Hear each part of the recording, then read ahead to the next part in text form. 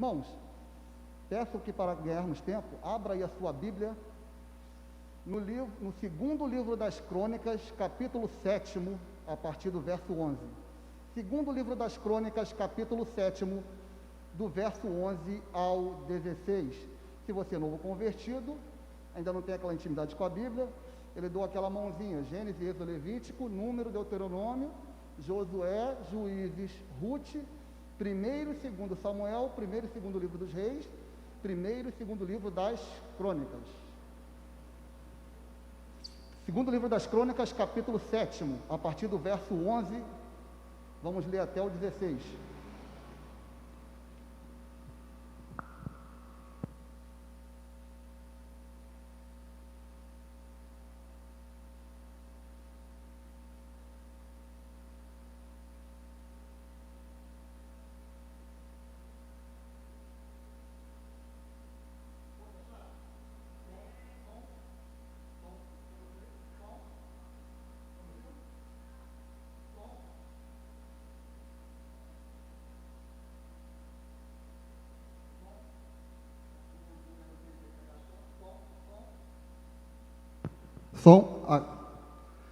Todos acharam aí?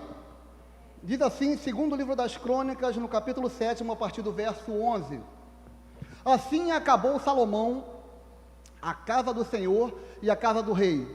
Tudo quanto intentou Salomão fazer, prosperamente o efetuou. De noite, o Senhor apareceu a Salomão e lhe disse: ouvi a tua oração e escolhi para mim este lugar para a casa do sacrifício. Se eu cerrar os céus, de modo que não haja chuva, ou se eu ordenar os gafanhotos que consumam a terra, ou se eu enviar a peste entre o meu povo, se o meu povo, que se chama pelo meu nome, se humilhar e orar, e me buscar, e se converter dos seus maus caminhos, então eu ouvirei dos céus, perdoarei os seus pecados e sararei a sua terra. Estarão abertos os meus olhos e atentos os meus ouvidos à oração que se fizer neste lugar, porque escolhi e santifiquei esta casa para que nela esteja o meu nome perpetuamente. Nela estarão fixos os meus olhos e o meu coração todos os dias. Verso 14, eu peço que todos leamos a uma só voz. Diz assim: se o meu povo, que se chama pelo meu nome, se humilhar e orar, então perdoarei seus pecados. Amém. A minha oração é que Deus fale através de mim ou apesar de mim. Podemos assentar.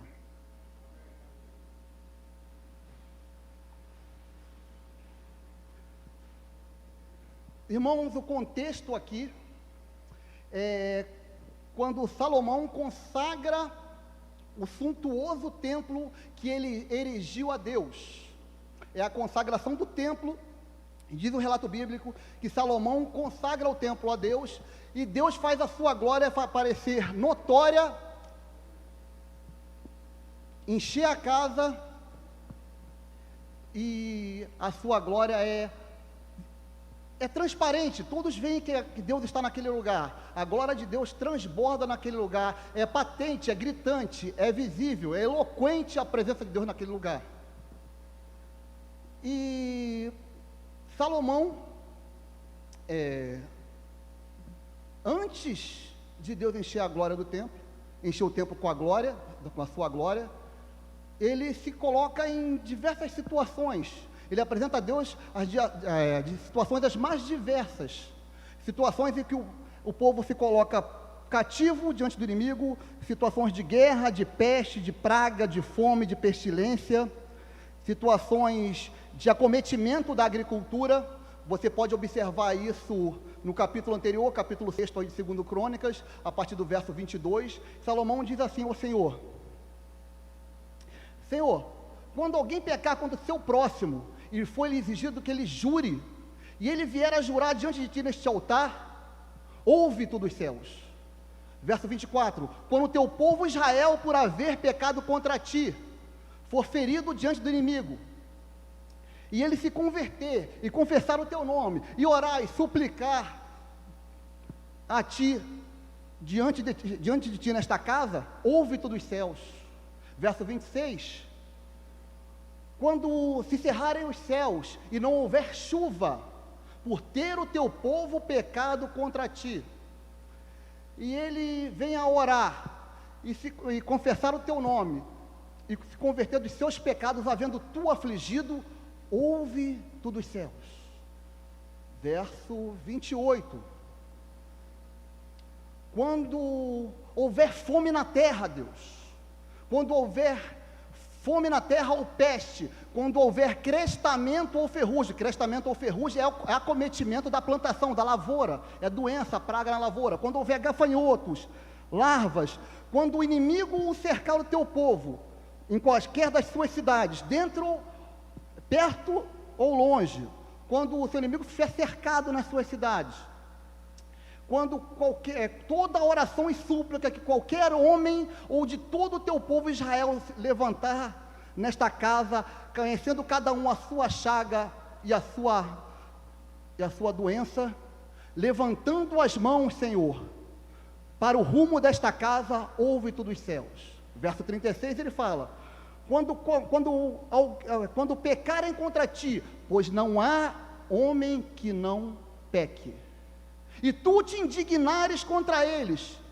e permitires que o inimigo leve cativo para uma terra longe ou perto esteja, e na terra do seu cativeiro, eles se arrependerem, eles se converterem, clamarem a ti, dizendo, se suplicarem dizendo, pecamos contra ti, Senhor, procedemos indignamente, Senhor, perdoa-nos, Senhor, procedemos mal diante dos teus olhos, e na terra do seu cativeiro, eles se arrependerem e se voltarem para ti, ouve tu dos céus. Então, com base neste arquétipo, neste esqueleto, nesse modelo da oração de Salomão, Deus vem pessoalmente e responde a Salomão, e diz, Salomão, se eu cerrar os céus, se eu mandar peste, se eu mandar gafanhoto, se eu acometer o meu povo, se eles se arrependerem, haverá renovo para eles. Então nós vemos aqui uma situação, nós temos aqui um problema, Deus manda gafanhoto, Deus manda peste, Deus manda o inimigo para subjugar o povo, Deus cerra os céus, manda a seca, e nós temos aqui uma condição, se o meu povo se arrepender, e nós temos aqui uma promessa, Deus vai ouvir dos céus, e nós temos aqui a presença de Deus. Então, com base no versículo 14, eu queria apresentar para você 3 coisas aqui, para Deus renovar a nossa terra. Primeiro, quem somos nós? Segundo, o que precisamos fazer? E terceiro, o que Deus nos promete.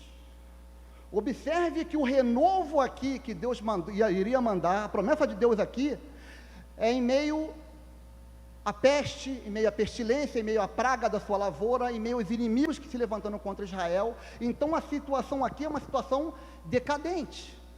Então é neste momento de decadência é que Deus se levanta, disciplina o seu povo para corrigir, para trazê-los para si, para trazer o renovo. Então é neste momento também da igreja, onde o pecado graça, o pecado sopita, o pecado se alardeia, o pecado se alastra, o pecado grita em meio ao povo de Deus, que Deus se apresenta, e Deus diz, há esperança para você nesta manhã. Deus quer trazer o renovo para a sua casa, Deus quer renovar as nossas vidas, quer transformar as nossas vidas. Vamos observar o texto.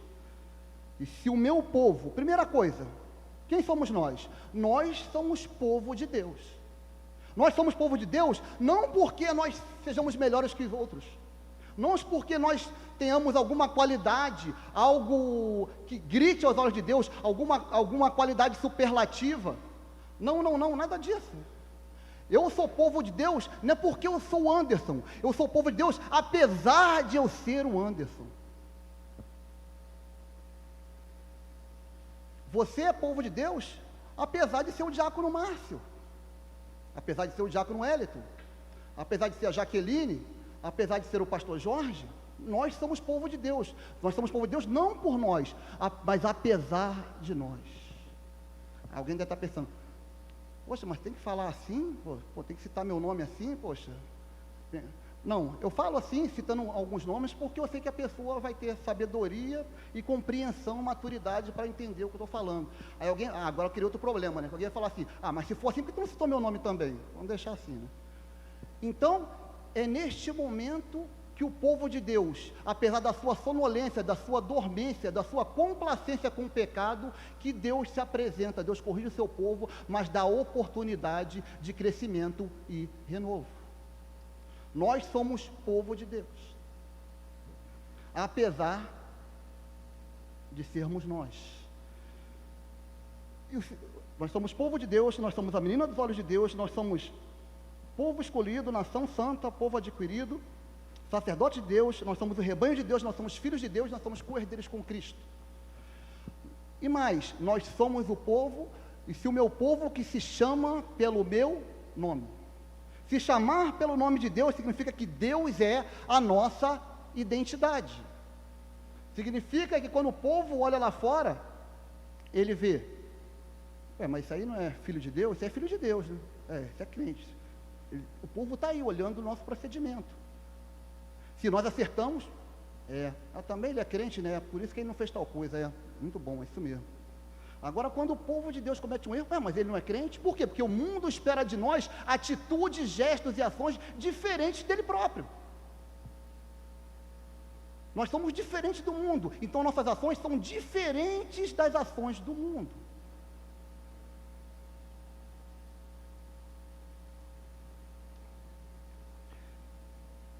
Se o meu povo que se chama pelo meu nome,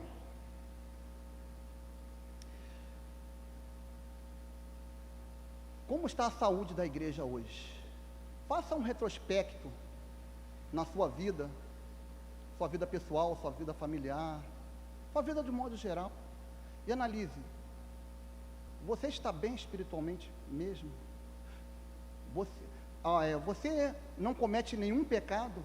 Quem de nós vai dizer isso? Em todas as áreas da nossa vida, ou em boa parte delas, existe algum lugar que nós precisamos melhorar, nos aproximar mais de Deus, e Deus nos convida nesta manhã a nos aproximarmos dele. Se o meu povo, observe aí a conjunção subordinativa se, que vai gerar uma oração subordinada adverbial condicional. Se o meu povo, ou seja, nós podemos, apesar de ser o povo de Deus, nós podemos obstinadamente, recalcitrantemente, nos voltarmos contra Deus, nos apartarmos do seu caminho. E mesmo assim, apesar da nossa indolência, da nossa sonolência, da nossa condescendência com o pecado, não deixamos de ser o povo de Deus, porque Deus tem misericórdia de nós. Deus é um Deus de aliança. Essa é a diferença entre um crente e um não crente, entre uma pessoa pia e um não pio. Por quê? Porque na hora do ímpio, que ele peca, que ele erra, que ele tem problemas, ele não tem a quem clamar. Mas o povo de Deus, mesmo quando ele erra, quando ele se humilha, quando ele se arrepende, Deus vem lhe ajudar. Se o meu povo que se chama pelo meu nome, nós somos o povo que se chama pelo nome de Deus. Nós temos elevado ou denegrido o nome de Deus aí fora? Esta é a questão. Há uma parte na história onde Alexandre Magno, também conhecido como Alexandre o Grande, ele era um homem obstinado por vitória, por conquista, um conquistador inveterado, e ele era conhecido por ser extremamente duro com os seus soldados. Todo soldado que era levado diante dele no trono para ser julgado, ele era severo, dava um castigo severo para aqueles soldados. De repente foi apresentado um soldado diante dele, e aquele soldado conquistou o seu coração, assim, ele achou graça dentro daquele soldado ali, criou simpatia, e falou: o que houve com esse soldado? Senhor, esse soldado foi pego, fugindo da batalha e se escondendo numa caverna. Na mesma hora ele se levantou, se enrusbeceu, ficou vermelho, ruborizado de ódio, mas ele se acalmou, porque aquele soldado tinha conquistado a sua simpatia, e olhou para ele. E o soldado ficou tranquilo, né? Olhou. Qual o seu nome, soldado? Ele, Alexandre, senhor. Na mesma hora ele ficou com mais ódio ainda e falou, qual o seu nome? E o soldado trêmulo falou, Alexandre, senhor. Na mesma hora ele soltou da cadeira, pegou ele pela camisa e jogou com veemência no chão e falou, soldado, ou você muda de nome, ou você muda de atitude. Irmãos, ou nós largamos o pecado, ou nós mudamos de atitude. Ou nós deixamos de amar o pecado, ou deixamos de nos chamar cristãos. Ou nós deixamos de compactuar com o pecado, achar as coisas sempre corretas ali, estejam acontecendo ali, os erros, sermos condescendentes com os erros, ou deixamos de nos chamar cristãos. Ou nós deixamos de adulterar, ou deixamos de nos chamar cristãos. Ou nós deixamos de lesar alguém, ou deixamos de nos chamar cristãos. Ou nós tomamos atitudes condizentes com o nome de Cristo, ou mudamos o nosso nome. Esta é a questão. É disso que nós temos que lembrar. Nós carregamos o nome de Cristo. Nós levamos o nome de Cristo. Tem pessoas que são verdadeiros atores. São como Naamã. São heróis são heróis na rua, mas são leprosos dentro de casa. Quem sou eu dentro da minha casa? Quem sou eu com a minha esposa? Quem sou eu com os meus filhos? Quem sou eu com o meu patrão, com os meus empregados? Quem sou eu no trânsito? Quem sou eu por aí? Esta é a questão. Se o meu povo que se chama pelo meu nome. E diz a condição, nós somos o povo de Deus, nós somos o povo que se chama pelo nome de Deus. E Deus faz o seguinte, Deus nos dá a condição, se o meu povo que se chama pelo meu nome se humilhar. Se o meu povo que se chama pelo meu nome se humilhar. Se humilhar diz respeito aí, no original hebraico, a se abaixar, a se inclinar. Ninguém pode se aproximar de Deus com altivez. Sempre a nossa atitude diante de Deus é humildade. É chegar perto de Deus reclinando a nossa fronte, a nossa tez, reconhecendo que Deus é infinitamente maior e que nós somos pecadores. Porque os anjos de Deus, quando se referiram a Deus, nós sabemos que Deus é onipresente, Deus é onipotente, Deus é onisciente, Deus é eterno. Mas os anjos, quando se referiram a Deus, Isaías, ele não falou onipotente, onipotente, onipotente, onipresente, onipresente, onipresente. Eles falaram santo, santo, santo é o Senhor dos exércitos. E isso nos deveria causar temor e tremor. Se nós viemos da casa de Deus de qualquer modo, o que nós estamos fazendo aqui? Se nós não esperamos encontrar Deus aqui, porque Deus abomina o pecado, o que nós fazemos aqui é apenas mais uma reunião social. Quando nós viemos à casa de Deus, nós esperamos encontrar o quê? A presença manifesta de Deus. Às vezes nós achamos que se aproximar de Deus, se humilhar diante de Deus, é você simplesmente ter um pouco mais de, fazer um pacto melhor, um juramento melhor, uma solenidade melhor. Senhor, eu prometo mudar, eu prometo mudar. Como fez o povo de Israel, quando Moisés desceu com as tábuas da lei. Ele falou, Moisés, o que tu mandares, nós faremos. Manda aí que nós faremos, nós obedeceremos. E o povo desobedeceu. Deus não precisa de melhores ou maiores votos. Ou talvez nós achemos que nós precisamos, para se aproximar de Deus, de um pouco mais de boa vontade, como fez Pedro. Jesus falou para os seus discípulos, hoje vós vos escandalizareis comigo, porque está escrito, ferirei o pastor e as ovelhas serão dispersas. E Pedro já, naquele ímpeto dele normal, diz, Senhor, eu estou pronto, Senhor. Se tu fores preso, eu vou preso contigo. Se tu fores, Senhor, crucificado, vou ser crucificado contigo. Depois Pedro fez o quê? Negou 3 vezes. Então nós não precisamos de melhores votos ou de um pouco mais de boa vontade. talvez nós tenhamos, talvez aqui, um pouco de verniz sobre a nossa vida, que as pessoas olham assim, ele é crente, ele é cristão, tal, e por dentro há madeira podre. Como no caso de Laodiceia. O caso de Laodiceia, você olhava para a igreja de Laodiceia, você não via nenhum pecado flagrante, eles disputavam eles tinham um bom nome entre a cidade, não havia escândalos, eles falavam para si, nós estamos bem, mas Deus fala para ele, vocês estão mornos. Será que este é o nosso caso nesta manhã? Não temos nenhum pecado assim flagrante, assim nós temos escândalos, mas como está a nossa vida com Deus? Está aquecida? Nós ansiamos pela presença de Deus, nós buscamos constantemente a presença de Deus, como diz o salmista, assim como a corça anseia por águas, em terra seca, tal, nós bramamos, Senhor, por a Tua presença, porque o salmista não falou que, assim como a corça tem fome, precisa comer, não, falou pela sede. Por quê? Porque a fome nós podemos disfarçar, mas a sede é implacável, você não tem como disfarçar a sede. Nós temos essa sede da presença de Deus em nosso meio. Se o meu povo, que se chama pelo meu nome, se humilhar. Por isso que o primeiro degrau para se aproximar de Deus é se humilhar. Por isso que a plataforma do reino de Deus, quando Cristo fala nas bem-aventuranças, é bem-aventurado os humildes, que no original do grego ali, quer dizer, os pobres, os miseráveis, aqueles que reputam a si mesmos como mendigos. Havia duas palavras para pobre ali, Jesus podia ter usado.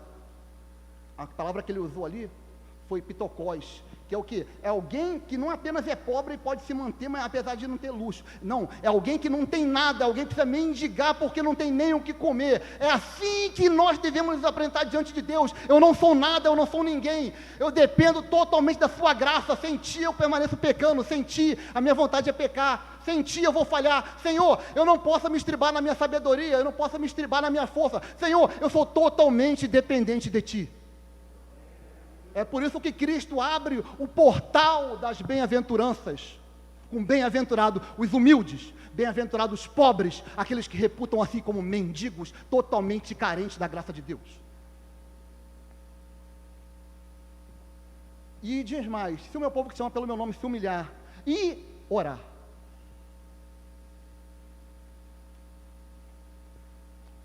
nós precisamos orar. Nós precisamos clamar pela face de Deus. Se a oração da igreja,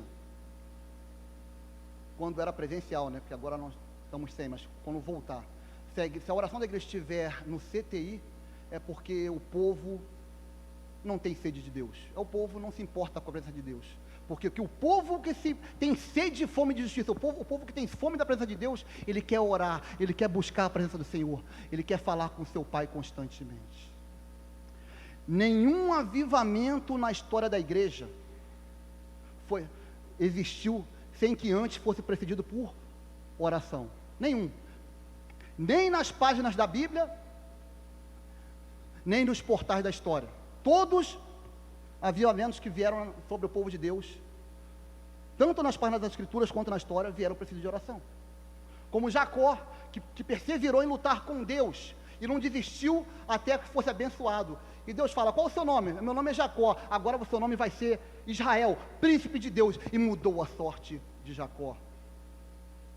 Foi como Elias no Carmelo, que botou o seu rosto, botou a sua cabeça entre os joelhos, e orou pedindo ao Senhor, manda a chuva dos céus, Senhor, e Deus mandou abundante chuva, acabando com a seca em Israel.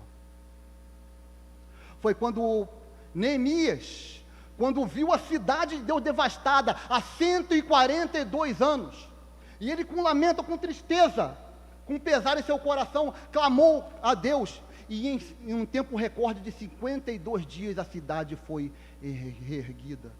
Quando Ezequias clamou, com o rosto virado para a parede, clamou junto de Isaías, e Deus aumentou o seu tempo na terra, Deus curou a Ezequias, e Deus livrou Israel de ser prisioneiro da Assíria.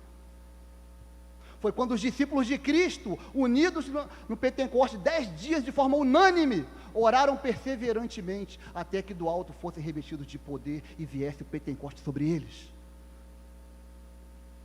O que nós precisamos fazer? Nós precisamos orar. Precisamos clamar por Deus, buscar a face de Deus. Na história da igreja, não, mas a igreja hoje ela está assim, mas quem diz que vai mudar? Quem garante isso? A palavra de Deus, não eu, não é minha palavra, não. Avivamento não é invenção de alguém que não tinha mais o que fazer. Não foi eu que inventei e olhei assim, o que eu vou pregar domingo? Estou sem inspiração, vou falar sobre avivamento. Avivamento é legal, o povo sempre gosta, avivamento é maneiro. Não, avivamento é bíblico. Quem fala contra o avivamento está na contramão da Bíblia. Não foi eu que inventei o avivamento. O avivamento é Deus que renova o seu povo, não sou eu. Nós não criamos avivamento. Nós não dizemos o vento do Espírito Santo, sopra aqui, sopra ali, não. Nós levantamos as nossas velas e o vento do Espírito Santo sopra onde, quando e como Ele quiser. Na história da igreja, quando o povo estava apático, quando o povo só queria saber de pecar, quando pastores na Inglaterra pegavam sermões mortos para um auditório sonolento, e dali deixavam o púlpito, iam se embriagar nos bares, quando em Londres, a cada 6 casas, uma casa era prostíbulo de cada 6 casas, quando os enciclopedistas diziam, o evangelho, o cristianismo vai ser banido e varrido da Inglaterra, quando todos decretavam o fim do cristianismo na Inglaterra, Deus faz o quê? Levanta alguns estudantes da Universidade de Oxford. Na noite de 31 de dezembro de 1739, às 3 horas da madrugada, Deus manda o Espírito Santo sobre eles. E diz o relato da história da igreja, que aquele avivamento varreu a Inglaterra, ela foi renovada poderosamente. Sabe quem estava lá nessa reunião de oração? Charles Wesley, um dos maiores compositores da história. John Wesley, que não preciso nem fazer comentários aqui, todos conhecem a história de John Wesley. E outro, George Whitefield, o chamado como o pregador ao ar livre. Por quê? Porque as igrejas não queriam nem recebê-los, porque não entendiam o que estava acontecendo. Diz o relato que George Whitefield, a sua voz era tão forte, tão poderosa, que a 1 quilômetro de distância podia entendê-lo perfeitamente. Naquela época todos nós sabemos que não existia microfone. A 1 quilômetro de distância, ele falava com uma multidão de 100 mil pessoas, e diz o relato que 10 mil pessoas se converteram a Cristo naquele momento.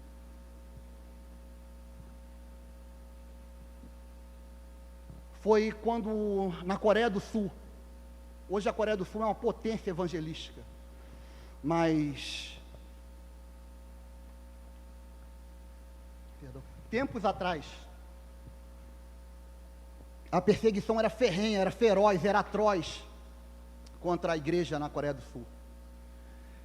Diz o relato que às margens do rio Han, em apenas um só dia, 200 pastores foram decapitados. Pastores eram presos, membros cristãos eram presos dentro da igreja, onde eram ateado fogo dentro da igreja, e quem fugisse era metralhado, com os soldados esperando. Cristãos eram presos, eram torturados, e eram colocados ferpas de bambu debaixo de sua unha. Outros eram colocados sentados e jogados uma pedra de 0,5 tonelada sobre suas pernas. E quando aquele povo se reúne, aquele povo se levanta um clamor diante de Deus, Deus manda um mover em 1907, cujos resultados e reverberações podem ser sentidos até hoje. A Coreia do Sul é um exemplo tanto de cristianismo quanto na educação. Antes ela pedia comida para o mundo, hoje ela ajuda as pessoas. Quando Deus se apresenta, as coisas mudam, a igreja muda, o povo muda, a terra é sarada. Se nós queremos que esse nosso Brasil, que é tão corrupto, onde a mídia é tão compactuada com a promiscuidade, onde a economia é tão fraca, se nós queremos mudança para a nossa terra, a mudança tem que começar pela casa de Deus. Deus não vai sarar a terra sem antes tratar o seu povo. Talvez você possa estar pensando, mas que Deus é esse que disciplina? Um Deus ruim, Deus que disciplina, não. A pior coisa que um pai pode fazer para o seu filho é deixar de discipliná-lo, é ser indiferente a ele. Por isso que eu te digo, dê graças a Deus pelo pai e pela mãe chato que você tem. Levante as mãos para os céus pelo pai rigoroso que você tem. Por quê? Porque ele acredita em você, ele investe em você, ele confia em você, ele quer o melhor para você. Deus pode mudar a nossa terra. Se o meu povo que se chama pelo meu nome se humilhar e orar e me buscar, o povo me buscar. Mas a Bíblia já não falou orar? Por que está falando buscar agora? Isso aí é o quê? A retórica do escritor? Será que é algum efeito literário ali, para embelezamento ali? Será que é algum efeito estético do autor? Não. Porque nem sempre orar é buscar a face de Deus. Ué, como assim? Explica isso aí. Por quê? Passa um prumo nas orações de hoje. Como é que são as orações de hoje? Senhor, me dá.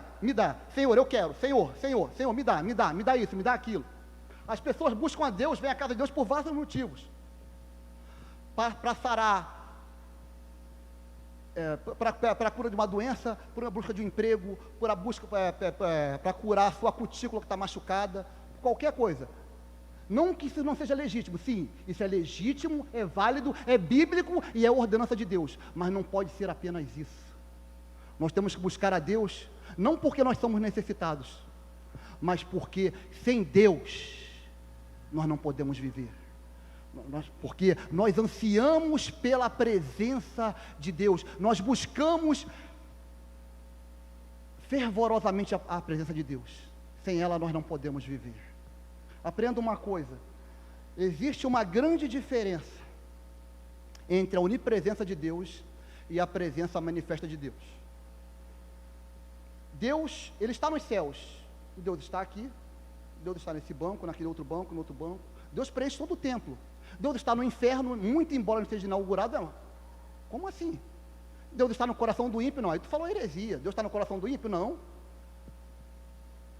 Isso é a onipresença de Deus, Deus está em todo lugar. Outra coisa é a presença manifesta de Deus. É impossível Deus estar num lugar sem ser notado.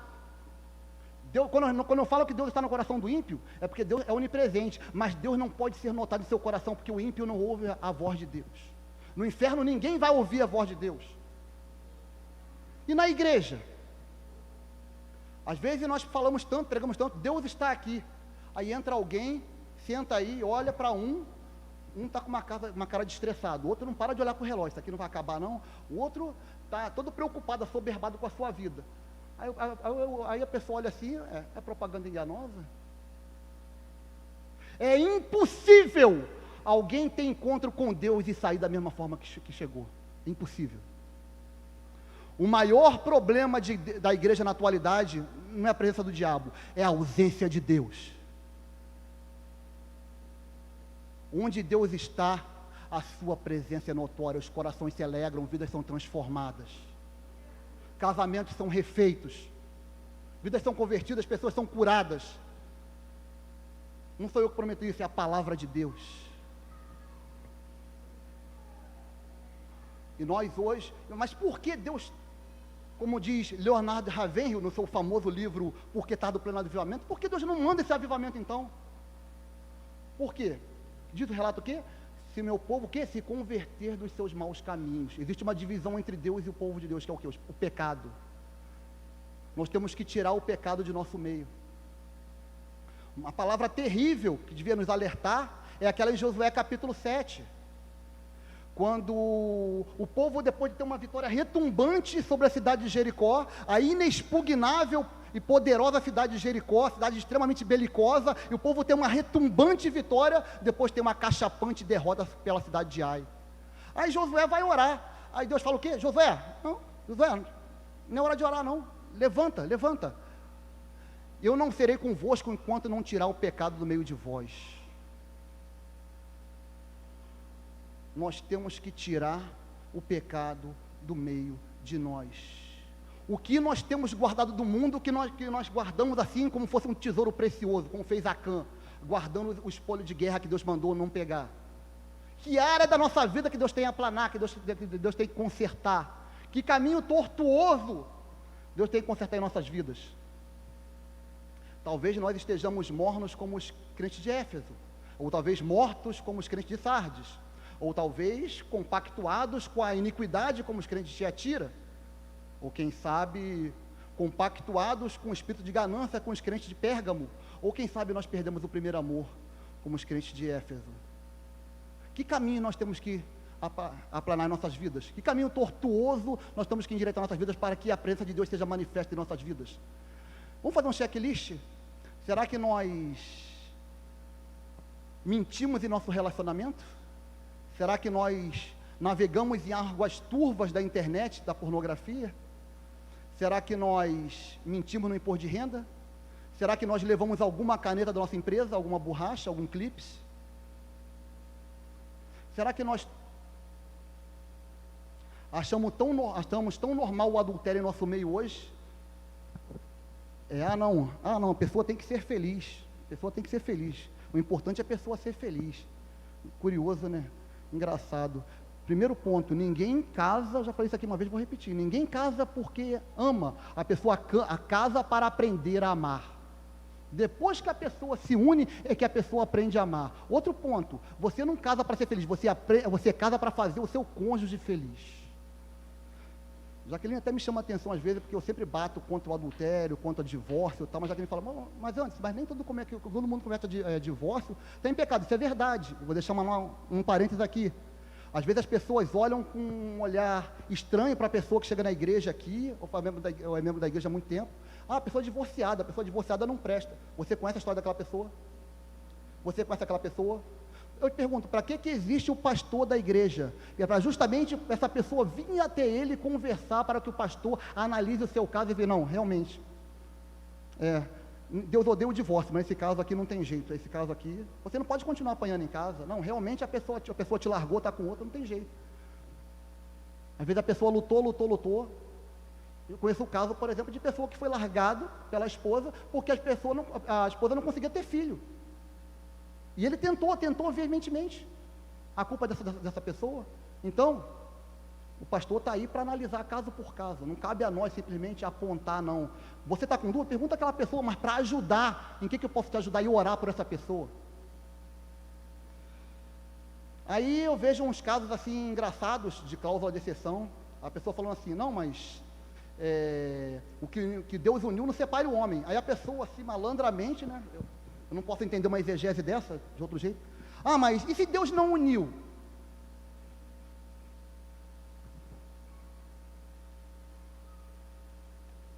E se Deus não uniu? Eu vou botar um caso assim, bem espúrio aqui, bem gritante, bem grotesco aqui, para você entender isso de uma vez por todas. Imagine que uma pessoa vai se casar, resolve se unir, e de repente os dois botam para celebrar o seu casamento um feiticeiro animista, e celebrado pelo livro dos Vedas. E de repente, aí saem dali, eles vão seguir o budismo, e depois eles também não seguem o budismo e gostam de ler o Alcorão, e não apenas, depois se convertem a Testemunho de Jeová. Esse casamento não é válido, não? Não é a cerimônia que vai validar ou não, a pessoa se uniu, não importa onde, se foi com um feiticeiro, num terreiro de feitiçaria, aquilo é casamento. Se a pessoa se ajuntou, é casamento. Então Deus uniu. Não, mas eu me casei precipitadamente, Deus não me uniu, eu não pensei. Para isso serve namoro e noivado, para vocês começarem a se conhecer e se alinharem. Namoro e noivado não é licença para a pessoa fazer sexo, sair da igreja e ir para o motel e fazer sexo. Não existe test drive evangélico, não. Namoro e noivado era para as pessoas se conhecerem, se alinharem e assim se casarem. Que caminhos tortuosos nós temos que tirar do nosso meio, irmãos? Que caminho nós temos que tirar? Depois nós vemos a promessa de Deus. Vou adiantar aqui que minhas horas já foram. Se o meu povo, que se chama pelo meu nome, se humilhar e orar e me buscar e se converter de seus maus caminhos, então ouvirei dos céus, perdoarei seus pecados e sararei a sua terra. Nós temos a promessa de Deus que Ele vai primeiro nos ouvir. Imagine Deus de fato ouvindo e respondendo às nossas orações. E isso, Deus estava falando para eles. Salomão colocou essa situação de fome, de peste, de adversidade, e eles orando, voltados para o templo, se chegando no templo de Deus. Hoje cada um de nós somos o templo de Deus, e nós nos reunimos no lugar que nós chamamos como casa de Deus, por empréstimo. Imagina nós, que somos templo do Espírito Santo, morada do Espírito Santo, se de fato nos reunirmos para orar, com fervor, com sede da presença de Deus, o que Deus pode fazer em nosso meio? Eu concluo dizendo, citando o exemplo de como Deus pode sarar a nossa terra. Se o país de Gales estava entregue ao pecado, decaído, e de repente não um pastor, não um presbítero, não um diácono, não um apóstolo, não um semideus, não um serafim, um arcanjo, mas um jovem resolve se dispor a orar. Seu nome era Ivan Roberts, na cidade de Lagour, e ele começa a orar e fazia reuniões de oração, semana após semana. Em pouco tempo, aquele evento de oração ali, era o evento da cidade, meio mundo se reunia ali, para orar e buscar a face de Deus. O que aconteceu? Deus veio e restaurou aquela nação, pessoas vinham de caravanas para ver as maravilhas que Deus fazia naquele lugar, multidões se acotovelavam para poder ouvir a explanação da palavra de Deus, pessoas varavam a madrugada buscando Deus em oração, teatros eram fechados, bares eram fechados, prostíbulos eram fechados porque não tinha audiência, estádios de futebol ficavam vazios porque as pessoas estavam no templo, os juízes se presenteavam com luvas brancas, sabe por quê? Porque não havia crime para ser julgado. Imagina se nós, Igreja Cristã de Nova Vida de Santa Cruz, Igreja Cristã de Nova Vida do Brasil, Igreja Povo de Deus, Assembleia Presbiteriana, Batista, todas as outras denominações, se nós nos unirmos em oração, o que Deus pode fazer pelo nosso país? Imaginem vocês, o Maracanã fechado, não por uma doença não, mas uma vida normal, o Maracanã fechado porque as pessoas não foram assistir jogo de futebol, as pessoas estão no templo da igreja. Isso aí é utopia, utopia se você não crê no poder de Deus. Imagina, se aqui em Santa Cruz, um juiz não tiver um caso para julgar de crime, não tiver um roubo aqui no município do Rio de Janeiro, num dia só, sequer. Imagina, esse é o impacto que Deus pode fazer na nossa nação, esse é o impacto que Deus pode fazer na nossa vida, esse é o impacto que Deus pode fazer na nossa família. Eu concluo dizendo que se o meu povo se humilhar e orar, e me buscar, e se converter dos seus maus caminhos, então eu ouvirei dos céus, perdoarei os seus pecados e sararei a sua terra. Você que está do outro lado aí, mas eu pequei, eu adulterei, eu fiz isso, eu roubei. Há tempo para você nesta manhã. Se arrependa dos seus pecados, confesse os seus pecados diante de Deus, largue isso daí. Mas eu não tenho forças, por isso se apresente diante de Deus como um mendigo. Senhor, eu não sou nada, eu não tenho forças, mas pelo poder do teu Espírito Santo, em nome de Jesus Cristo, pelo poder da tua palavra, me transforma. Deus tem poder para transformar a tua vida, Deus tem poder para transformar a tua família, Deus tem poder para curar o teu familiar, Deus tem poder para restaurar a nossa nação. E eu concluo dizendo que Deus lhes abençoe rica e abundantemente.